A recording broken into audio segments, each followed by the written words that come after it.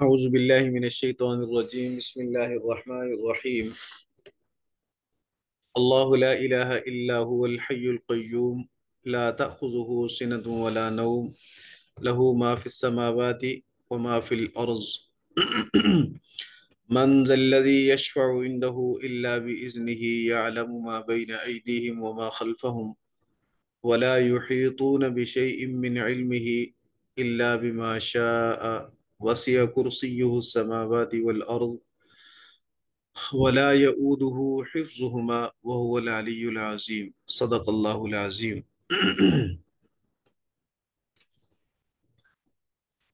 یہ آیت مبارکہ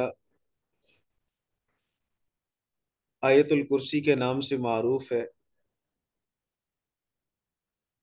اور اس آیت مبارکہ کے ہمارے آقا صلی اللہ علیہ وسلم نے بہت سارے فضائل بیان فرمائے ہیں۔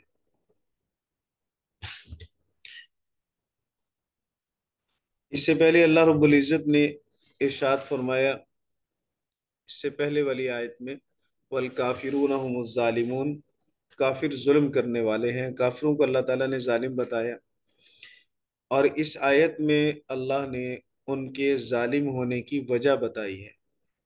کیوں انہیں ظالم کہا گیا؟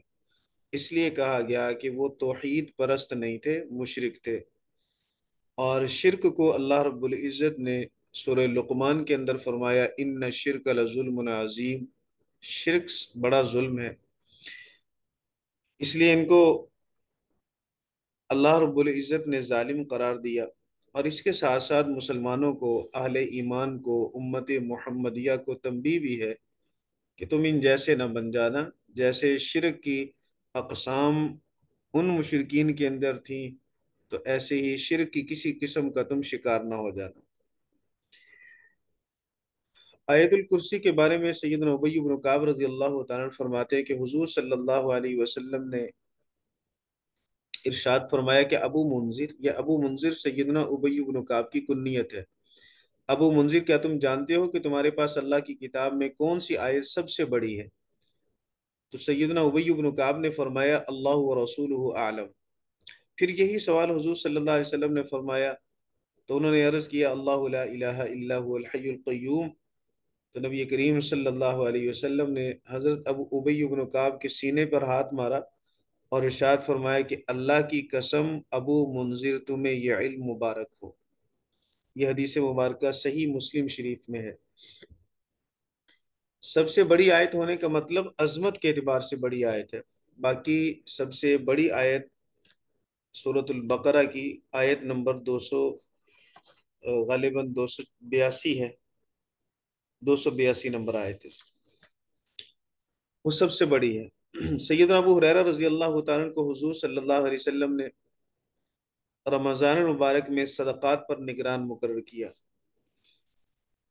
اور جب رات ہوئی تو سیدنا ابو ہریرہ رضی اللہ تعالیٰ نے دیکھا کہ اس میں سے کوئی شخص چلو بھر کے غلہ چرا رہا ہے، جو صدقات کے، زکوٰۃ کے غلے پر حضرت نگران تھے۔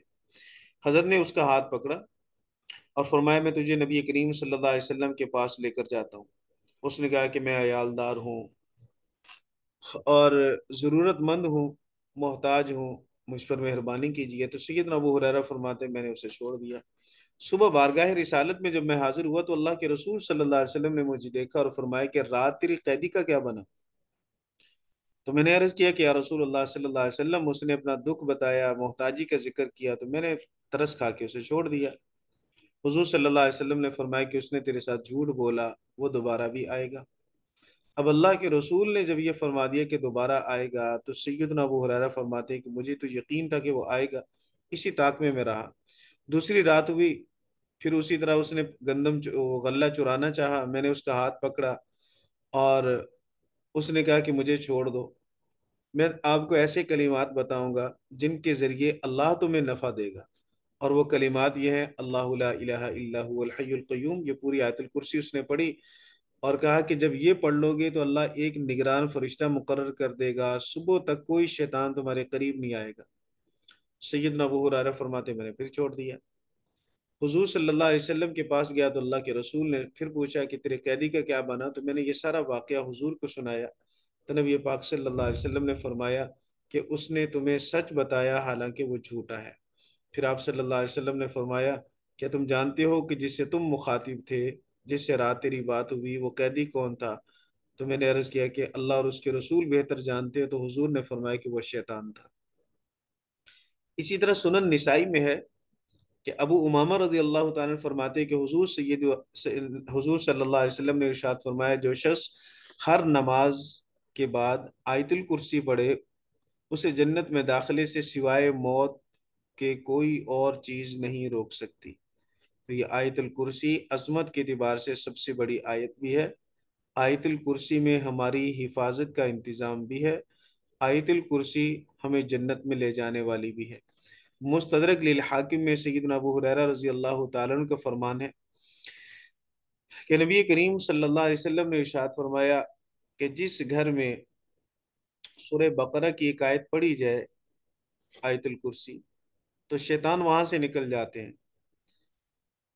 اور یہ آیت مبارکہ تمام آیات کی سردار ہے، اور وہ آیت آیت الکرسی ہے۔ تفسیر در منصور، سیدنا عمر بن خطاب، سیدنا علی، سیدنا عبداللہ بن مسعود، سیدنا عبداللہ بن عباس رضی اللہ تعالی عنہم، یہ چاروں بڑے فقہا صحابہ فرماتے ہیں کہ یہ آیت الکرسی تمام آیات کی سردار ہے اور تمام آیات سے عظمت کے اعتبار سے بڑی ہے۔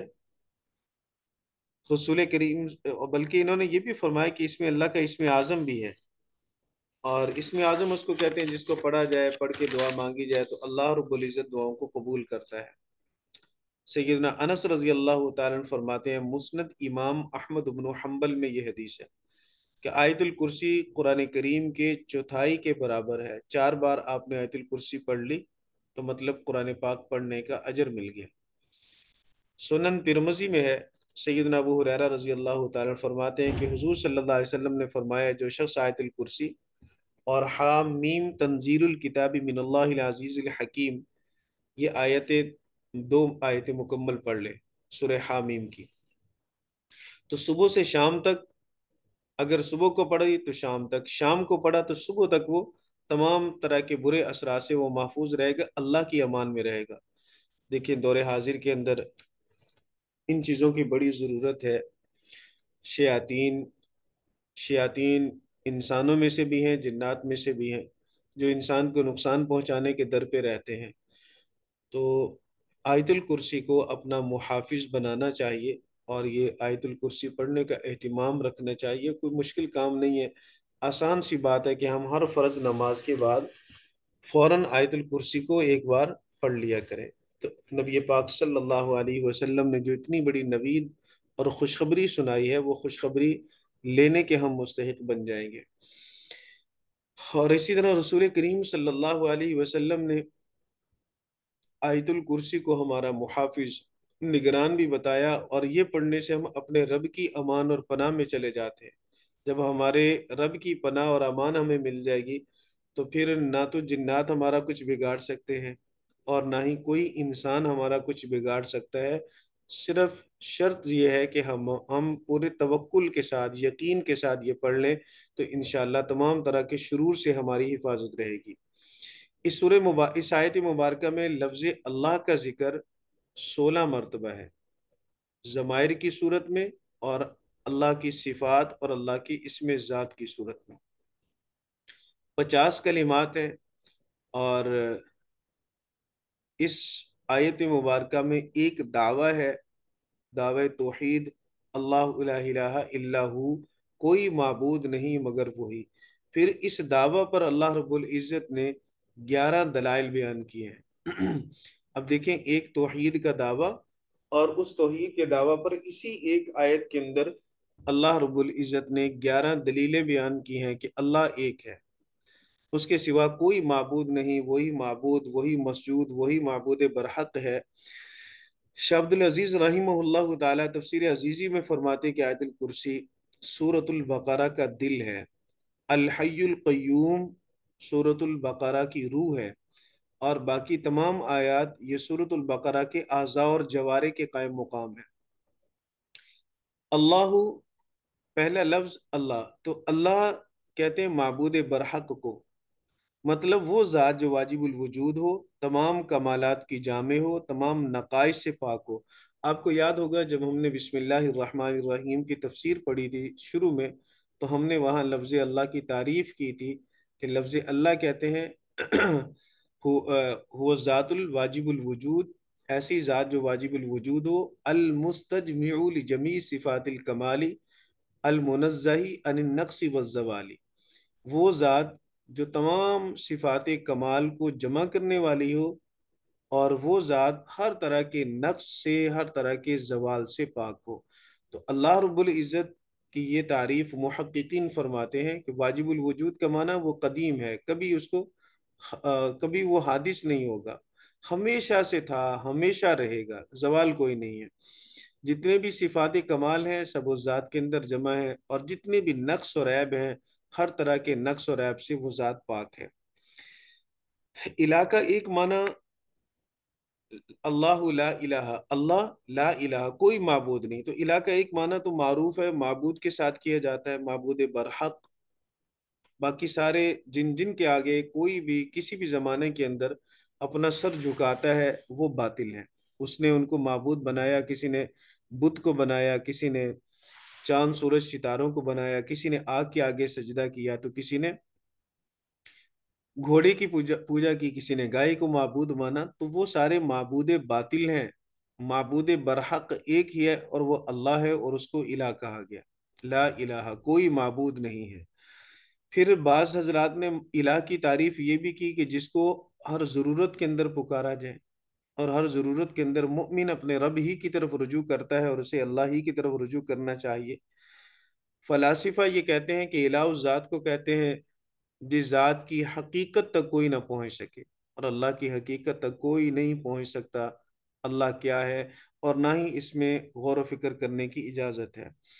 صوفیہ کرام، بزرگان دین، وہ فرماتے ہیں کہ جو کسی کا محبوب اور مطلوب حقیقی ہو وہی اس کا الہ ہے۔ اس لیے وہ فرماتے ہیں لا محبوب الا اللہ، لا مقصود الا اللہ، لا مطلوب الا اللہ، اللہ ہی مطلوب، اللہ ہی مقصود، اللہ ہی محبوب، ہماری محبت اسی مرکز کے ارد گرد رہے گی، وہی ہمارے دل کا دل کا مکین ہے، اور ہمارا دل اسی کی محبت کے اندر لبریز ہے کہ ہمارا مطلوب بھی وہی، ہمارا مقصود بھی وہی، ہمارا محبوب بھی وہی، اس کے سوا نہ ہم کسی سے محبت کریں، نہ اس کے سوا ہم کسی کو اپنا مطلوب بنائیں۔ اللہ کے انبیاء اور رسول یہ چونکہ اسی کے ساتھ منسلک ہیں، تو اللہ کے رسول سے محبت کرنا بھی اللہ کی محبت میں داخل ہے، کیونکہ وہ اللہ رب العزت ہی کی وجہ سے ان سے محبت ہے۔ یہ دعویٰ ہے قرآن مجید کی اس آیت مبارکہ کا کہ اللہ لا الہ الا ہو، یہ دعویٰ ہے کوئی معبود نہیں مگر وہی۔ اس دعویٰ پر پھر اللہ نے پہلی دلیل یہ دی الحی، وہ زندہ ہے۔ الحی کس کو کہتے ہیں، یہ اللہ کی پہلی صفت یہاں بیان کی، اور امام ابن کثیر رحمہ اللہ تعالی فرماتے ہیں الحی فی نفسہ الذی لا یموت ابدا۔ الحی اس کو کہیں گے جو فی نفسی ہی زندہ ہے، لا یموت ابدا، کبھی بھی اس کو موت نہیں آئے گی، اس کی زندگی کسی کی محتاج نہیں، موت اس پر آئے گی نہیں۔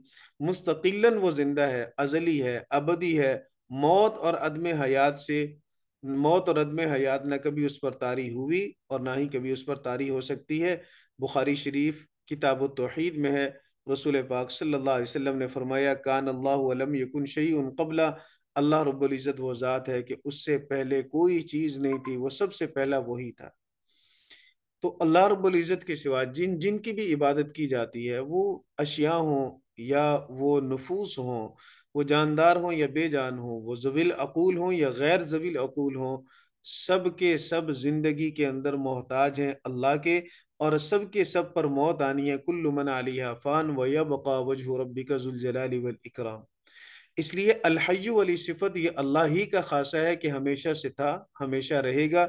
گائے کے پجاری، گھوڑے کے پجاری، قبروں کے سجدہ کرنے والے، یا اللہ کے سوا چاند سورج ستاروں کی پوجا کرنے والے جان لیں کہ ہر چیز کو فنا ہے، کوئی چیز باقی نہیں ہے۔ معبود وہ ہے میرے اور آپ کی جبین نیاز کے جھکنے کا ذریعہ، جھکنے کا جس کے سامنے جھکنے چاہیے، وہ ذات ایسی ہے جو ہمیشہ سے تھی ہمیشہ رہے گی، اس صفت کے ساتھ معبود برحق کے علاوہ کوئی بھی متصف نہیں ہے، اس لیے جب بھی جھکیں اسی کے آگے جھکیں، جب بھی مانگیں اس ہی سے مانگیں۔ دوسری دلیل اور دوسری صفت کے طور پر اللہ رب العزت نے فرمایا القیوم۔ قیوم کا ویسے معنی تو ہوتا ہے قائم ہونے والا، لیکن یہ بھی اسم مبالغہ کا صیغہ ہے قیوم، اور معنی یہ کہ ایسی ذات معنی اس کا یہ ہے کہ جو خود قائم رہ کر دوسروں کو قائم رکھے، خود بھی قائم ہے اور دوسروں کے قائم ہونے کا ذریعہ بھی ہے۔ قیوم کا لفظ اصل میں تھا قیومن، قیومن، پھر پہلی واو کو دو واو جمع ہوگی، پہلی واو کو یا سے بدل کر یا کا یا میں ادغام کیا، قیوم ہو گیا۔ مبالغے کا یہ صیغہ ہے اور یہ خاصہ اللہ رب العزت کے، اللہ کے سوا کوئی قیوم نہیں ہے۔ سب اپنے وجود کے اندر اللہ کے محتاج ہیں، اللہ اپنے وجود کے اندر کسی کا بھی محتاج نہیں ہے، اور یہ قیوم ان صفات میں سے ہے جن کا استعمال اللہ کے سوا غیر کے لیے جائز نہیں ہے۔ اس لیے کوئی اپنا نام عبد القیوم رکھے، عبد الرحمن رکھے، عبد الرزاق رکھے، عبد الخالق رکھے، تو اسے صرف خالق کہنا، صرف قیوم کہنا، صرف رحمان کہنا جائز نہیں ہے، کیونکہ یہ اللہ کی وہ صفات ہیں جو اللہ کا خاصہ ہیں۔ کسی کو قیوم کہنا کا مطلب یہ کہ اسے اللہ کہہ دیا، کسی کو رحمان کہنے کا مطلب یہ کہ اسے اللہ کہہ دیا۔ یہ اگرچہ صفات ہیں لیکن ان صفات کے اندر عالمیت کا غلبہ ہے، اس لیے اللہ رب العزت ہی کی طرف یہ منسوب ہوں گی، اللہ کے غیر کی طرف منسوب نہیں ہو سکتی۔ کچھ صفات اللہ کی ایسی بھی ہیں جن کو اللہ رب العزت نے اپنے غیر کے لیے خود استعمال بھی کیا، اور وہ استعمال ہو سکتی بھی ہیں، جیسے رحیم، اللہ نے خود کے لیے بھی رؤوف الرحیم کہا، اور نبی کریم صلی اللہ علیہ وسلم کے اوصاف میں بھی صفت رؤوف بھی ہے، صفت رحیم بھی ہے۔ تو یاد رکھیے جہاں بھی اللہ رب العزت کے لیے وہ صفات استعمال ہوں جو کسی بندے کے لیے بھی استعمال ہوئی ہیں، تو ان میں تین باتوں کا لحاظ رکھا جائے گا۔ نمبر ایک، وہ صفت اللہ کی ذاتی ہوگی جب اللہ کے لیے استعمال ہوگی، اور جب وہی صفت وہی لفظ اللہ کے غیر کے لیے استعمال ہوگا تو وہ صفاتی وہ صفت ذاتی نہیں ہوگی بلکہ عطائی ہوگی۔ جیسے رحیم، اللہ ذاتی طور پر رحیم ہے، ہمارے آقا مدنی صلی اللہ علیہ وسلم اللہ کی عطا سے رحیم ہے۔ نمبر دو، جب وہ صفت اللہ کے لیے استعمال ہوگی تو وہ متناہی نہیں ہوگی، لا متناہی ہوگی، اور جب وہی صفت بندے کے لیے استعمال ہوگی تو بندے کے حق میں متناہی ہوگی۔ جیسے الحیو اللہ کے لیے استعمال ہوتا ہے، اور اس کا معنی ایسی زندگی والا جس کی زندگی کی انتہا کوئی نہیں، ہمیشہ سے زندہ، ہمیشہ زندہ رہے گا۔ لیکن اگر کسی بندے کو حیون کہیں گے تو اس کا معنی بھی زندہ ہی ہے، لیکن یہ زندگی اس کی متناہی ہے، عطائی بھی ہے، متناہی بھی ہے، ختم ہو جانے والی ہے، اس کی ایک لمٹ ہے، اور یہ اس کی اپنی ذاتی نہیں بلکہ اللہ رب العزت کی عطا کردہ ہے۔ تیسری بات کا یہ لحاظ رکھیں گے کہ وہ صفت اللہ رب العزت کے حق میں قدیم ہوگی، بندے کے حق میں حادث ہوگی۔ قدیم کا معنی ہمیشہ سے ہے، اور حادث کا معنی ختم ہونے والی، ہمیشہ سے نہیں ہے، ہمیشہ رہے گی بھی نہیں۔ اس لیے صفت حی اگر اللہ کے غیر کے لیے استعمال ہو تو یہ حادث ہے، اور جب لفظ الحیو اللہ کے لیے استعمال ہو تو یہ قدیم ہے، ہمیشہ رہے گا۔ اس لیے اللہ رب العزت کے لیے جب ان چیزوں کا استعمال کریں گے تو ان اوصاف کا اور ان معنی کا خیال رکھیں گے اور اس کی رعایت کریں گے۔ یہ دوسری دلیل ہوگی کہ قیوم اللہ کے سوا کوئی نہیں ہے۔ جن جن کی بھی کوئی پوجا کرتا ہے وہ سب اپنے وجود میں محتاج ہیں، غیروں کے وجود کا ذریعہ کیسے بنیں گے؟ غیروں کی بقا کا ذریعہ کیسے بن سکتے ہیں؟ اور وہ بھی ہمیشہ ہمیشہ کے لیے۔ اللہ رب العزت ہی وہ واحد ذات ہے جو ہمیشہ تمام مخلوقات کے لیے قائم ہونے کا ذریعہ ہے، اور اللہ رب العزت خود اپنے قیام کے اندر کسی کا بھی محتاج نہیں ہے۔ تیسری دلیل اللہ رب العزت نے بیان فرمائی، مفسر رحمہ اللہ تعالی نے فرمایا اللہ الحیو کا معنی کیا الدائم البقاء، ہمیشہ کا باقی رہنے والا۔ القیوم کا معنی کیا المبالغ فی القیام بتدبیر خلقہ، جو اپنی مخلوق کی تدبیر میں جو المبالغ فی القیام، قیام کے اندر یہ مبالغہ ہے، بتدبیر خلق ہی، اپنی مخلوق کی تدبیر میں، تو اپنی مخلوق کی تدابیر کے اندر اور ان کے کاموں کے اندر اللہ رب العزت کی صفت قیوم کا عمل ہوتا ہے کہ اللہ تعالیٰ اللہ رب العزت کی وجہ سے وہ سب چیزیں قائم ہیں۔ تیسری صفت، تیسری دلیل کہہ لیں یا تیسری صفت کہہ لیں، اللہ نے فرمائی لا تأخذہ سنۃ ولا نوم۔ سینۃ اصل میں تھا وسن، واو پہلے سین پھر نون، پھر اس کی واو کو ختم کر کے آخر میں تا مدورہ گول تا لگا دی گئی۔ سینتن ایسا عرب کے اندر بہت سارے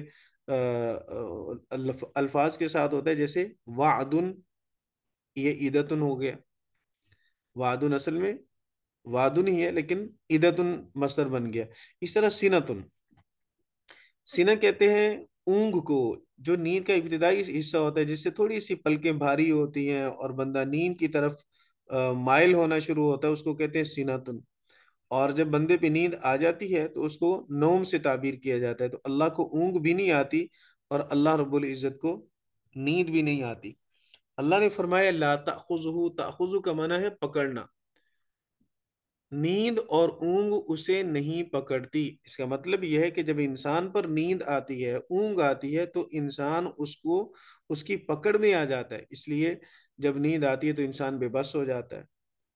اور ہمارے آقا صلی اللہ علیہ وسلم نے ایک موقع پر صبح کی نماز حضور کی قضا ہوئی، سارے لوگ بھی ساتھ تھے، اصل میں نبی پاک صلی اللہ علیہ وسلم نے سیدنا بلال کی ذمہ داری لگائی تھی کہ ہمیں فجر کے لیے اٹھا دینا، اور خود نبی پاک صلی اللہ علیہ وسلم نے اپنے ہاتھ کی ٹیک لگا کے آپ صلی اللہ علیہ وسلم سو گئے، باقی صحابہ بھی سو گئے۔ اب سورج جب طلوع ہوا تو آنکھ کھلی، حضور صلی اللہ علیہ وسلم نے سیدنا بلال کو بلایا، فجر کی نماز کے لیے ہمیں کیوں نہیں اٹھایا؟ تو حضرت بلال نے فرمایا کہ یا رسول اللہ، جس رب نے آپ کو سلا دیا اسی رب نے مجھے بھی سلا دیا، تھکے ہارے تھے، سفر کر کے آئے تھے۔ تو نبی کریم صلی اللہ علیہ وسلم کی نماز اس وقت میں فجر کی نماز قضا ہوئی۔ تو نبی کریم صلی اللہ علیہ وسلم پر نیند طاری ہوئی۔ تو اونگ جب آتی ہے، نیند آتی ہے، تو پھر نیند انسان کو اتنا پکڑ لیتی ہے کہ پھر اسے احساس نہیں رہتا۔ تو اللہ رب العزت نے فرمایا کہ اللہ اس چیز سے پاک ہے، تو جس کو بھی نیند آتی ہے وہ خدا نہیں ہو سکتا، جس کو اونگ آتی ہے وہ خدا نہیں ہو سکتا۔ خدا وہی ہے، الہ وہی ہے، معبود برحق وہی ہے جو ان نقائص سے جس کی ذات پاک ہے۔ اس لیے اللہ نے فرمایا لا تأخذہ سنۃ، مفسر نے اس کا معنی کیا نعاس، نعاس نیند کے ابتدائی حصے کو کہتے ہیں، ولا نوم، اور نہ ہی اس کو نیند آتی ہے۔ چوتھی دلیل یہ ہے لہو ما فی السماواتی، ما فی السماواتی و ما فی الارض، جو کچھ آسمانوں اور زمینوں میں ہے وہ سب کچھ اس کا ہے، ملکن و خلقن و عبیدن، اللہ مالک سب مملوک، اللہ خالق باقی سب اس کی مخلوق، اللہ معبود باقی سب اس کے عبید اور غلام ہیں۔ اس لیے جس کی شہنشاہت کا عالم یہ ہو، جس کی بادشاہت اور حکومت کا عالم یہ ہو کہ آسمانوں جیسی بڑی مخلوقات اور زمین جیسی بڑی مخلوقات، پھر سمندر، دریا، بحر و بر، شجر و حجر، ساری چیزیں اسی کی ملکیت میں ہوں اور اس کی مخلوق اور اس کے غلام ہوں، تو پھر کون ایسا ہے جو اس کا شریک بن سکے؟ کوئی اس کا شریک نہیں بن سکتا۔ وہی ذات اس لائق ہے کہ اسی کے آگے سجدہ ریز ہوا جائے اور اس کے سوا کسی اور کے آگے انسان اپنی جبین نیاز کو نہ چکائے۔ تو یہ چوتھی دلیل اللہ رب العزت نے بیان فرمائی۔ پانچویں دلیل اللہ نے بیان فرمائی من ذا الذی یشفع عندہ، کون ہے جو سفارش کرے اس کے پاس، الا باذنہ، مگر اس کی اجازت کے ساتھ۔ مشرکین مکہ کا یہ عقیدہ تھا کہ قیامت کے دن ہمارے بت شفاعت قہری کریں گے، شفاعت جبری کریں گے۔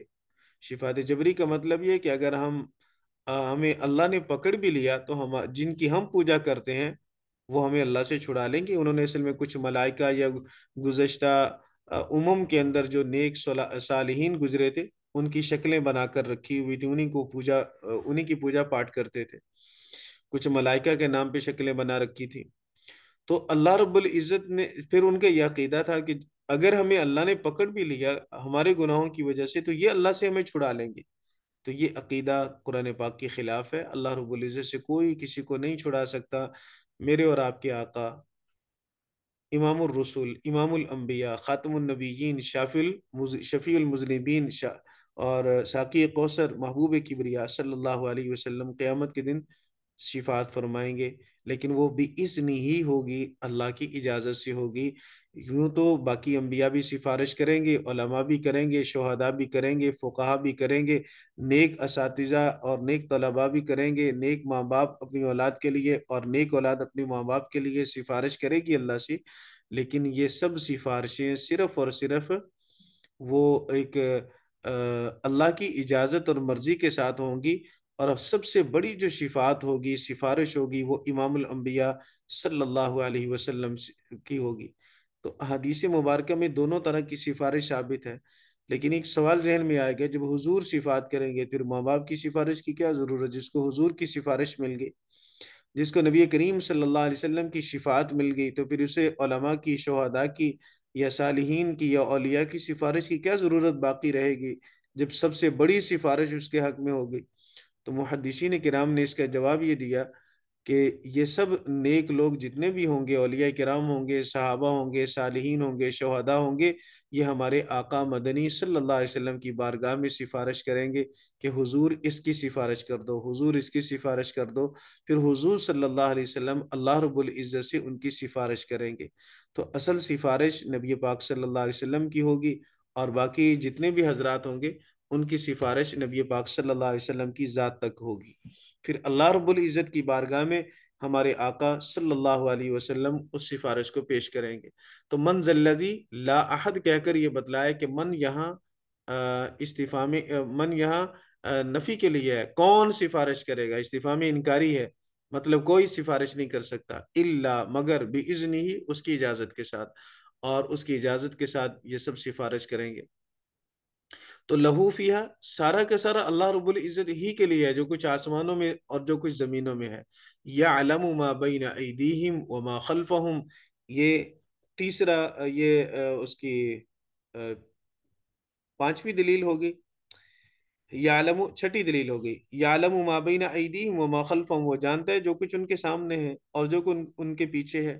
جو اللہ رب العزت نے، اللہ رب العزت جانتا ہے ہمارے بڑے ہمارے ان اعمال کو بھی جو ہم نے دنیا کے اندر کیے، اور ہمارے ان اعمال کو بھی جو ہم دنیا کے اندر چھوڑ کر آئے صدقہ جاریہ کی صورت میں، یا ہمارے اچھے اعمال کو بھی جانتا ہے، ہمارے برے اعمال کو بھی جانتا ہے، جو چیزیں ہمارے سامنے حاضر ہیں انہیں بھی جانتا ہے، اور جو غائب ہیں انہیں بھی جانتا ہے، ہمارے ماضی سے بھی واقف، حال سے بھی واقف، استقبال سے بھی واقف۔ اور یہ صفت اللہ رب العزت کے علاوہ اور کسی کے نہیں ہو سکتی۔ قل لا يعلم من في السماوات والارض الغیب الا اللہ وما يشعرون ایان یبعثون، سورۃ النمل میں اللہ فرماتا ہے کہ لا یعلم من فی السماوات والارض، زمین و آسمان میں جو کچھ ہے کوئی نہیں جانتا اس کے غیب کو، الا اللہ، مگر اللہ۔ وما یشعرون ایان یبعثون، وہ تو اتنا بھی شعور نہیں رکھتے کہ کب اٹھائے جائیں گے۔ تو اللہ رب العزت ہی ان چیزوں سے عالم ہے۔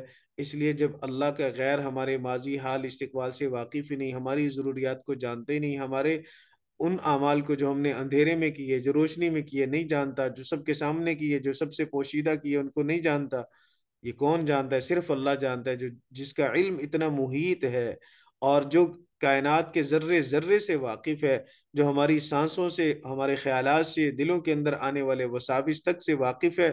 وہی ذات اس لائق ہے کہ اسی کے آگے اپنی جبین نیاز کو جھکایا جائے، کیونکہ اس کا علم بڑا وسیع ہے۔ ساتویں دلیل یہ ہے ولا یحیطون بشیء من علمہ الا بما شاء، کوئی شخص اللہ کے علم میں سے کسی چیز کا بھی احاطہ نہیں کر سکتا، الا بما شاء، مگر وہ جتنا چاہے۔ اللہ رب العزت اپنی مرضی سے جس کو جتنا علم عطا کر دے، بس اس کے پاس اتنا ہی علم ہوتا ہے، اور اگر اللہ رب العزت عطا نہ کرے تو نہیں ہوتا۔ اللہ کی علوم کا کوئی احاطہ نہیں کر سکتا، کائنات کے سارے علوم کا اللہ احاطہ کر سکتا ہے۔ تو اللہ اسی طرح سورہ طٰہٰ کے اندر بھی اللہ نے فرمایا وَلَا يُحِيطُونَ بِهِ عِلْمًا، سیدنا موسیٰ علیہ الصلوۃ والسلام کا اور سیدنا خضر علیہ الصلوۃ والسلام کا قصہ، اس میں سورہ کہف کے اندر آپ نے پڑھا کہ جب سیدنا خضر علیہ الصلوۃ والسلام، سیدنا موسیٰ علیہ الصلوۃ والسلام نے فرمایا کہ میں اس وقت سب سے بڑا عالم ہوں، تو اللہ نے اس پر تنبیہ فرمائی، سیدنا خضر کے پاس گئے، اور سیدنا خضر کے ساتھ جب انہوں نے سفر شروع کیا اور سمندر کو کراس کر رہے تھے، کشتی کے اوپر ایک چڑیا بیٹھی، دریا سے اس نے چونچ مار کے پانی کا ایک قطرہ اٹھایا، تو حضرت خضر نے فرمایا کہ موسیٰ، جتنا جتنا پانی اس چڑیا نے اس دریا میں سے نکالا، اللہ رب العزت کے علوم میں سے ہمیں اتنا علم بھی عطا نہیں ہوا۔ تو اللہ رب العزت کا علوم تو بہت گہرا ہے۔ اللہ رب العزت کے علم کا تقابل کوئی نہیں ہے، کوئی اس کے سامنے، کوئی اس کے علم کا احاطہ نہیں کر سکتا۔ تو یہ اللہ رب العزت نے اس پر دلیل بیان فرمائی، جس کا علم اتنا محیط ہو، لازمی طور پر وہی اس بات کا لائق اور مستحق ہے کہ کہ اسی کی عبادت کی جائے۔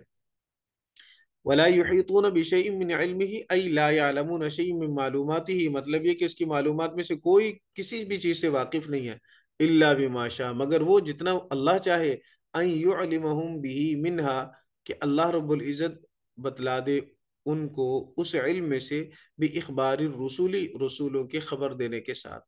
وَسِعَ كُرْسِيُّهُ السَّمَاوَاتِ وَالْأَرْضَ، اس کی کرسی اس کی کرسی وسیع ہے آسمانوں اور زمینوں پر۔ یہ آٹھویں دلیل ہے۔ اللہ رب العزت، سلف و صالحین کا یہ عقیدہ ہے، ایک یا تو اس سے کرسی سے بعین ہی کرسی ہی مراد ہے، جیسے مفسر رحمہ اللہ تعالی نے فرمایا، قیل احاط علمہ بہما، انہوں نے کرسی کی ایک تفسیر اللہ کے علم سے کی کہ اللہ کا علم زمین و آسمان سب کو وسیع ہے، زمین و آسمان میں کوئی بھی چیز اسے اللہ کے علم سے باہر نہیں۔ دوسری تفسیر کی، وکیلا ملک ہو، اللہ رب العزت کی بادشاہت زمین و آسمان سب پہ حاوی ہے، چونکہ ہر زمین سے بڑی اوپر والی زمین، ہر آسمان سے بڑا اوپر والا، پھر اس سے اوپر والا، پھر اس سے اوپر والا، پھر سب ساتوں آسمانوں سے اوپر عرش و کرسی ہے، عرش ہے، پھر عرش ساتوں آسمانوں سے بڑا، پھر عرش سے اوپر کرسی ہے، تو کرسی اس عرش سے بھی بڑی، تو گویا اللہ رب العزت نے احاطہ کیے وہ ہر چیز کا۔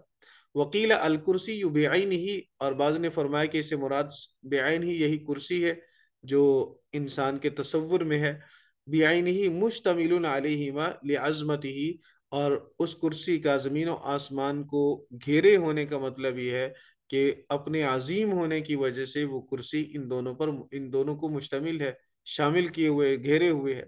حدیث مبارکہ میں حدیث مسماوات سبع فی الکرسی الا کدراہم سبعۃ، حضور القیت فی ترسن، جیسے ایک ڈھال کے اندر 7 درہم ڈال دیے جائیں تو ڈھال کے اندر 7 درہم کی کوئی وقت نہیں ہے، اسی طرح اللہ کی کرسی کے سامنے 7 آسمانوں کی بھی کوئی وقت نہیں، مطلب کرسی اتنی بڑی ہے۔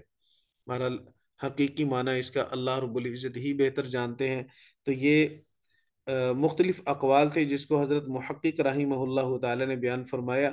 تو یہ 8 دلیلیں ہوں گی۔ 9ویں دلیل یہ ہے، ولا یؤودہ حفظہما، اللہ رب العزت ان دونوں کے ان دونوں کی حفاظت سے اللہ تھکتا نہیں ہے۔ ولا یثقلہ، ان دونوں کی زمین و آسمان کی نگرانی اللہ پہ بوجھل نہیں بنتی، اللہ کو تھکاتی نہیں ہے۔ اور ہما ضمیر لوٹے گی آسمانوں اور زمینوں کی طرف، السماوات والارض، زمین اور آسمان۔ تو دنیا کے اندر دیکھیں، جن جن کی بھی کوئی پوجا کرتا ہے وہ تھکتے ہیں، تھکاوٹ انہیں گرا دیتی ہے، بندہ تھک جاتا ہے اور پھر تھک کے نیند کی طرف جاتا ہے تاکہ میری تھکاوٹ دور ہو جائے۔ اور اسی طرح جو اشیاء ہیں، بہرحال وہ بھی ان کے اندر بھی تھکاوٹ ہے، ٹوٹ جانا ہے اور گر جانا ہے، ختم ہو جانا ہے، فنا ہو جانا ہے۔ اللہ رب العزت کی وہ ذات عالیہ ایسی ذات ہے جو ان دونوں کی حفاظت سے، زمین و آسمان اور جو کچھ زمین و آسمان کے درمیان ہے، اللہ ان کی حفاظت سے تھکتا نہیں ہے۔ وَهُوَ الْعَلِيُّ، یہ دلیل نمبر 10 ہے، فوق خلقہ بالقہر، وہ اپنی مخلوق پر جبر کے ساتھ غالب ہے۔ العلی اللہ کا نام ہے، الف لام نہیں ہوگا تو صرف علی، یہ اس کا معنی بھی بلند ہے، اور سیدنا علی رضی اللہ تعالیٰ کا نام نامی اس میں گرامی ہے۔ جب اس پر الف لام داخل ہو جائے گا پھر یہ اللہ کے لیے خاص ہو جائے گا، پھر غیر اللہ کے لیے یہ استعمال نہیں ہوگا۔ تو العلی فوق خلقہ بالقہر، کون ہے جو ساری مخلوقات پر قہرن غالب آ جائے، سوائے اللہ کے کوئی نہیں، اس لیے آپ کے سجدے کا حقدار بھی وہی ہے۔ العظیم، یہ دلیل نمبر 11 ہے، اللہ عظیم ہے، کبیر ہے، اور اللہ رب العزت جیسی عظمت کسی اور میں نہیں ہے، اس لیے وہی اس لائق ہے کہ اسی کے آگے اپنی جبین نیاز کو جھکایا جائے، وہی اس لائق ہے کہ ضروریات میں اسی کو پکارا جائے، وہی اس لائق ہے کہ اسی رب کے در کے سوالی بنے رہیں اور اسی سے مانگتے رہیں۔ اللہ رب العزت اس سورہ مبارک